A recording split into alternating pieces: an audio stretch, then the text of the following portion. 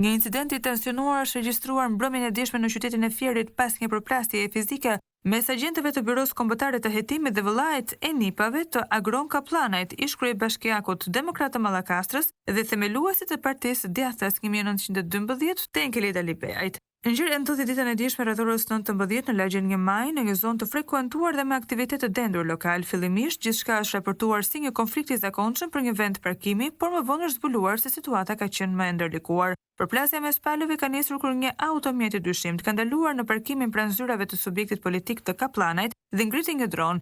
Veprim ky që ngjalli dyshime tek personat brenda godinës. Sipas vet Kaplanajt, roja e objektit kërkoi shpjegime, por u përball me fyerje nga një prej individët. Kur ka shkuar roja e objektit për të kërkuar shpjegime se pse po e ngren dronin nga parkimi i zyrave të tyre, një prej agjentëve i ka thënë se po kërkojnë të blejnë një pronë, ndërsa më pas i ka ofenduar me fjalë të rënda, pretendon Kaplanaj. Pas incidentit të parë, agjentët u larguan nga vendi i ngjarjes por u ndoqën nga disa të afërm të Kaplanajt. Në përpjekje për t'i ndalur, ka ndodhur një përplasje e dytë ku, sipas Kaplanajt, agjentët nxorën armën në formë kërcënimi duke u identifikuar si pjesëtar të BKH-s.